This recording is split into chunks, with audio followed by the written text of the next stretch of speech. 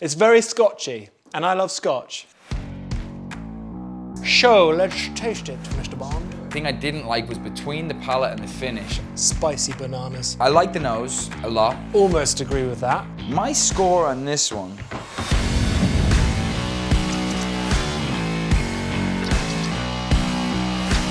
Welcome back to another episode of the Craft Whiskey Boys. You're here with Jay and Solly, and we're doing the 2-minute review as we do. And today we are reviewing the Tullibardine 25-year-old single malt Scotch from Scotland. From Scotland, the Highlands. The Highlands it is, the Ochil Hills. A very, very old distillery that used to be a brewery, in fact. And they say that to make a good whiskey, you need to know how to make a good beer, because it's basically made the same way from the start. Based near the Ochil Hills, which is also the water source for Highland Spring. I'm sure you've all heard of Highland Spring, so probably one of the best water sources you can get. And we're going to be trying the 25 today. I've never tried this before, so I'm quite excited. I've never tried it either, and Tullibardine's got a cool story. You know, it's been bought and sold a number of times. At one point in time, I think the new owners brought in John Black, who, you know, AKA the legend. He was one of the number one master distillers in Scotland, very well known. I think the guy, from memory, and this is going back to a story I was told a while ago, he was born in the distillery. He spent his 55 years as he got into the workforce all in distilleries his whole life, and kind of finished his time at Tullibardine. Or Tullibardine, however you pronounce it, Tullibardine. I think he was actually there when the most recent owners are a French wine company, a family-run wine company from France, Picard Vignoux, I believe. And he was actually there when they took over. Sadly, he passed away in, I believe, 2015? 13, I believe. 2013 he passed away. And then they brought in, Keith Geddes as a master blender. He started in 2017, and then the year after that, I believe they won 18 different awards for their whiskies. So, which makes sense, because if you got a guy like John Black in there crafting and making the whiskies from a distillation standpoint, then you bring in a master blender with so many years of experience. I mean, where was he? He was at Chivas Regal for a while, Keith, and a few other places. He's come in, he's then gone on and took this great distillate, this great whiskey that's been mature and made by John Black and previous blenders, and obviously turned it into to something that they wanted to release, and they win awards. So never tried the 25, really excited to try it. Yeah, absolutely. 2-minute review. It'll just be me and Solly on this one. Mo is not going to be involved, unfortunately. Mo died. Mo died. Just kidding. Fell off a cliff, died on impact. Just kidding, had you there though. Probably shouldn't joke about that. Maybe you won't include it in the video. Yeah, let's put this down. Take this bad boy out. But maybe, Jay, you could just talk a little bit about a master blender, because obviously, if you don't know a lot about whiskey and the process, you might think master blender means someone who blends whiskeys. And actually, a lot of single malts are blends, and they could be blends of different years, or blends of, you know, casks from the same run. So why don't you just talk a little bit about master blenders, Mr. Professor? Mr. Professor. Ooh. Oh, the noise. Yeah, so effectively, blending a whiskey is obviously an art form. Just before I pass this to Solly, it's a 43%. I'm guessing they might have chill filtered it. That's an interesting one. Can you pass that for me, Alper?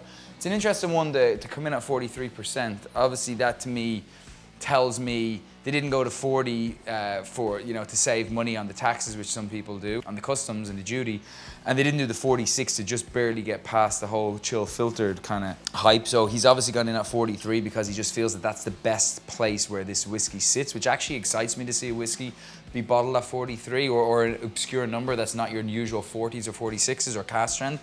And yeah, blenders, they might blend, you know, if that's a 25-year-old, it means the youngest whiskey in it is 25-year-old. It could be 30-year-old, it could be 38-year-old, and we don't know. But yeah, the blender's job is obviously to go through tasting barrels all the time, seeing where whiskey's at, seeing if it needs to be moved to the top of the warehouse, to the bottom of the warehouse, if it needs a new finishing barrel.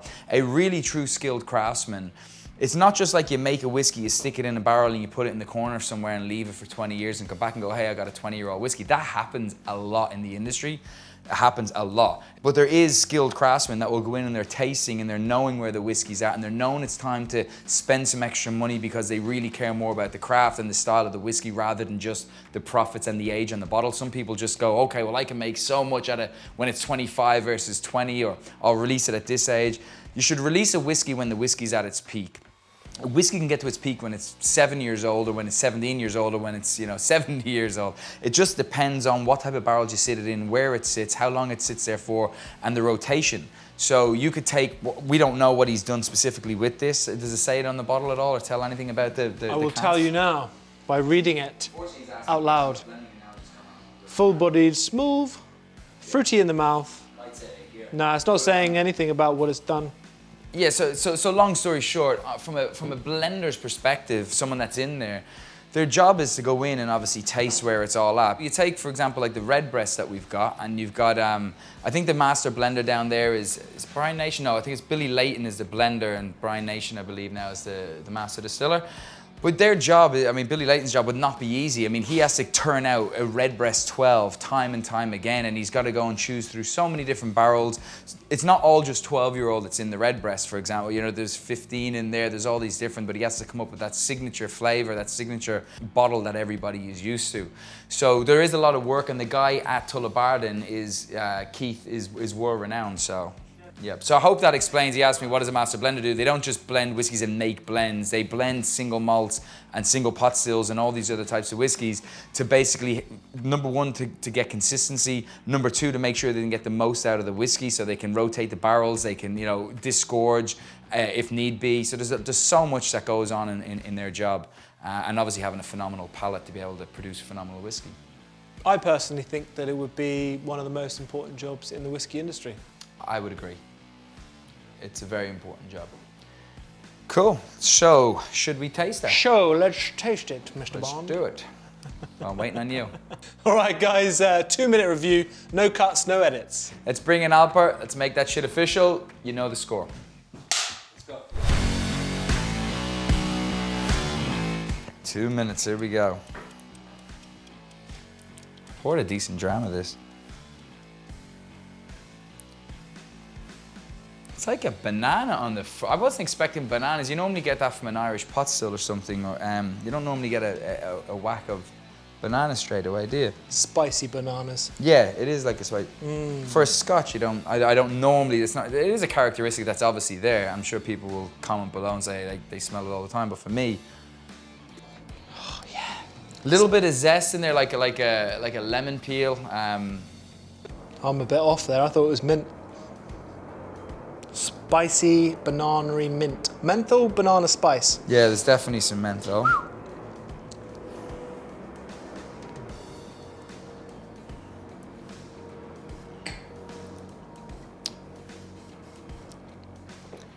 It's like a signature Scotch, isn't it? Just gonna open it up a bit. Is there like a marmalade? Definitely marmalade. Yeah. Yeah, marmalade-y. But it just has that signature Scotch palate straight away when it hits you. This is like nowhere near, it's not an island whiskey, but I'm getting a bit of salt in there as well. Yeah, there's a bit of brininess coming off. Obviously no peat, it's not a peated whiskey at all, but there definitely... Could be some Dave in there though. Wow.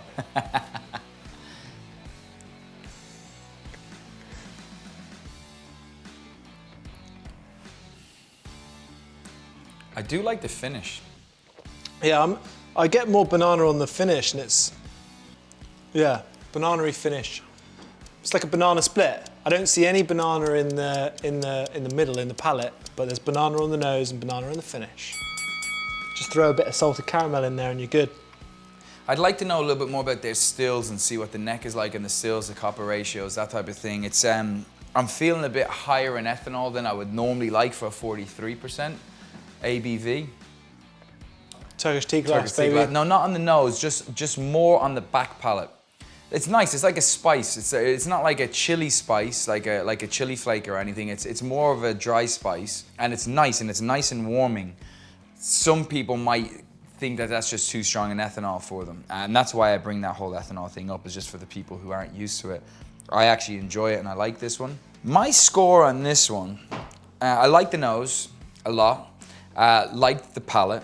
The finish, I loved. The thing I didn't like was between the palate and the finish. I just didn't like where it sat in there, and for me it just felt a couple more years, some stronger finishing casks probably would have rounded it out to be you know, in the late 8s.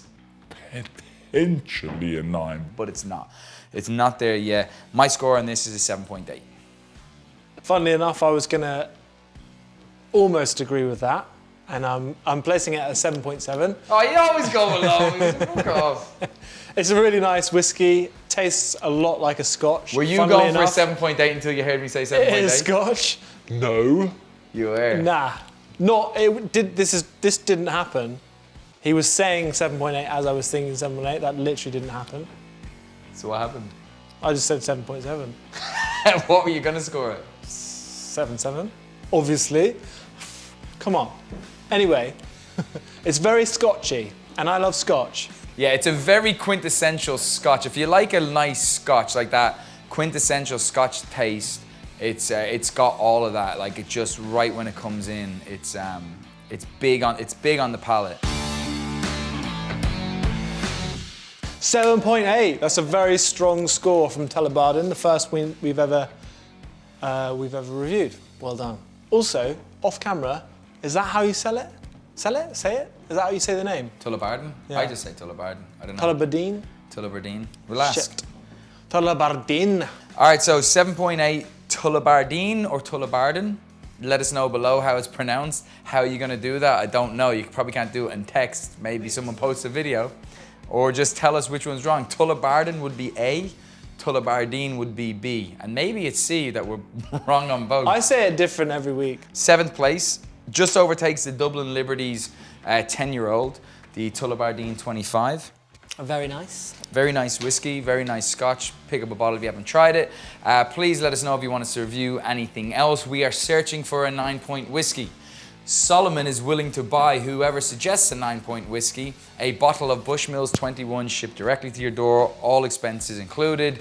Bottle to you from Solomon Sayer. If you can recommend a whiskey that we score 9 points or above, and we will score at 9 points or above if it merits it. We're searching for that. We want to find something better than what's sitting at number 1 right now, which is the Redbreast 12. Watching this video right now, we look at the stats, and 89% of you are actually not subscribers. You're just watching this video. If you like the content, make sure you just click the subscribe button, and then what happens is when you go into your YouTube homepage and you open it up, any of our new videos will be there. They'll pop up amongst all the other videos and you'll get a chance to watch them so you don't miss the next episodes. We are going to find a 9-point whiskey, and we're doing some other cool stuff too.